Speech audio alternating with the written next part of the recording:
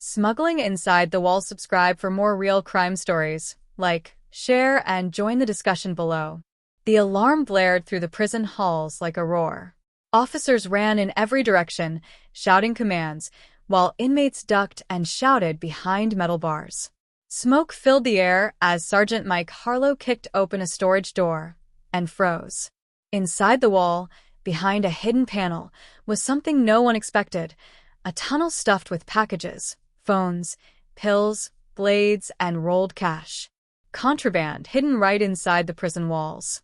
Mike's heart pounded as he pulled out one of the wrapped bags. "How long has this been here?" he whispered. But before he could speak again, someone hit the lights. The room went dark.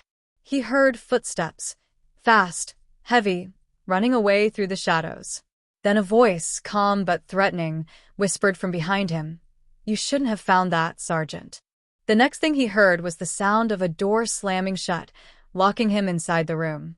3 days earlier, the morning sun barely touched the gray bricks of Silver Ridge Correctional Facility. It was a place built on rules, fear, and silence. Inside, every eye watched every move, both prisoners and guards. Sergeant Mike Harlow had worked there for 7 years. To most inmates, he was fair but firm. To his fellow guards, he was the one who didn't play dirty. He didn't take side money, didn't sneak in goods, didn't look the other way. But lately, he noticed things weren't adding up. Inmates had new sneakers that weren't on the supply list. One had a brand new phone, another had fancy cigarettes. When Mike searched the cells, he found nothing. Still, the flow of contraband never stopped. One afternoon, while doing a cell inspection in Block C, he saw an inmate named Jerome Stacks Miller slip something through a crack in the wall. Mike walked over, tapped the spot, and heard a hollow sound. He frowned. "Stacks, what's in that wall?" he asked. Stacks smirked. "Ain't nothing but bricks, boss. You want to check? Go ahead." Mike did. He pushed, pressed, and realized the paint was slightly newer in that area. He made a note in his book but said nothing. Later that night, he brought a flashlight and quietly returned. When he tapped again, the hollow echo confirmed it. Something was inside that wall. He glanced around, made sure no one was watching, and slipped a screwdriver from his belt. Slowly, he chipped at the mortar until a small section broke off. A faint smell of tobacco and glue drifted out. Inside the wall, he saw a plastic bag and something shiny next to it. He reached in, pulled the bag halfway, and then heard a noise behind him. A figure stood in the dark hallway, just watching. "Who's there?" Mike demanded. No answer. The figure turned and walked away, the echo of boots fading into silence. Mike looked back at the hole in the wall. The bag was still there, glinting under the flashlight. He pulled it out, his hands trembling, and froze when he saw what was inside. A prison guard's badge. Mike stared at the badge in his hand, his pulse thudding in his ears. It was dusty, old, but the number was clear. Badge number 247. That belonged to Officer Grant Walker, one of his colleagues. But Grant had quit 6 months ago.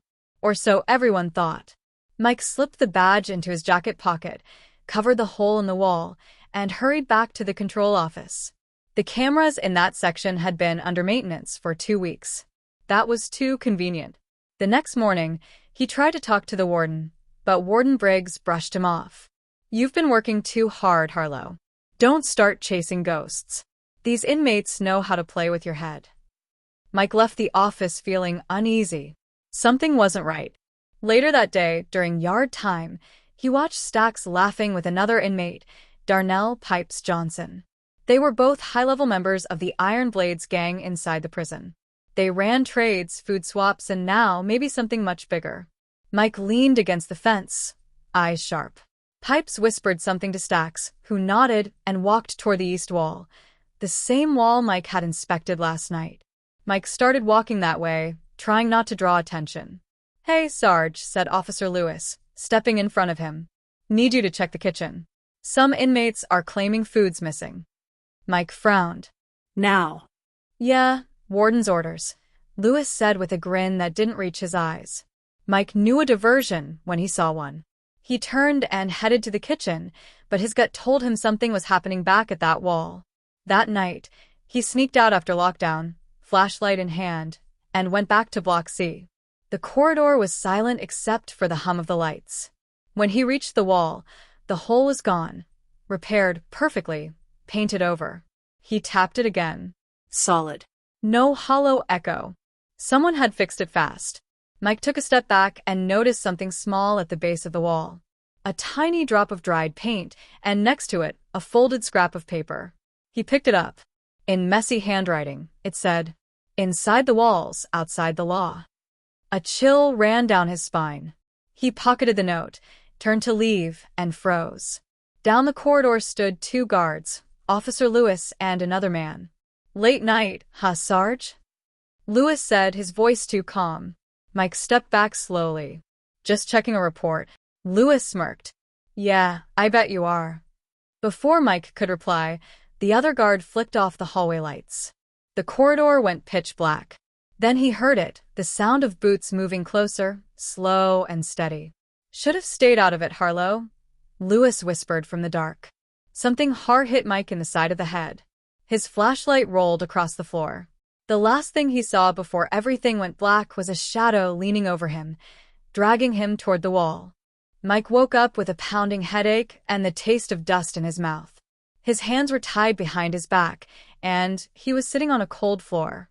A single light bulb flickered overhead. The room smelled like concrete and damp paint. He blinked hard and looked around. He wasn't in a regular cell. The walls were unfinished, raw bricks and fresh cement. Then it hit him. He was inside the wall. The same wall he had been investigating.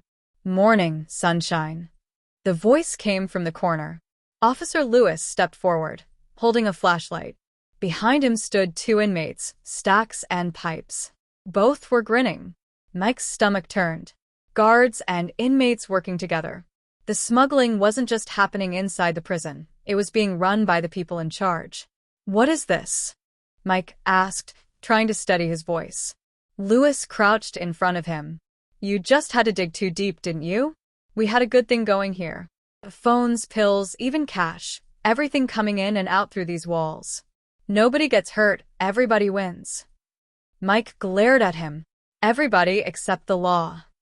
Lewis chuckled. "The law? You think the warden doesn't know? He's the one signing the shipment forms. We just make sure the packages get where they need to go."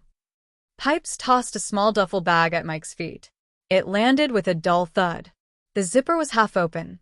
Inside, bundles of cash and sealed packets gleamed under the light. Mike's heart raced. This was the proof he needed if he could get out alive. Lewis leaned in closer. "Here's what's gonna happen, Harlow. You'll disappear tonight. They'll say you transferred. Maybe took some time off. No one will ask questions." Mike knew they meant to bury him in that wall for good. He scanned the room quickly, 1 exit, guarded by Pipes. A heavy wrench leaned against a toolbox in the corner. Lewis turned away to grab his radio, and that's when Mike acted. He kicked the duffel bag toward the light, sending shadows across the room, then lunged forward. The chair splintered under his weight, snapping the rope around his wrists just enough for him to grab the wrench. Before Pipes could react, Mike swung hard, knocking him down. Stacks charged, but Mike ducked and shoved him against the wall. The old bricks cracked. Behind them, something metallic clattered, a hidden chute. That's how they were moving the contraband. Through the walls. Lewis drew his gun, shouting, "Don't move, Harlow." But it was too late. Mike kicked the wrench into the light switch, plunging the room into darkness. A shot rang out. For a few seconds, there was silence. Then, the sound of running footsteps, guards responding to the noise. When the lights flicked back on, Lewis was on the ground, clutching his shoulder. Pipes and Stacks were gone, escaping through the chute. Mike stood, blood trickling down his face, and looked at the opening in the wall. He had exposed the smuggling ring, but the real question burned in his mind. How deep did this go? As alarms blared across the prison and red lights flashed, Mike stepped toward the wall, staring into the dark passage where the truth and the danger waited.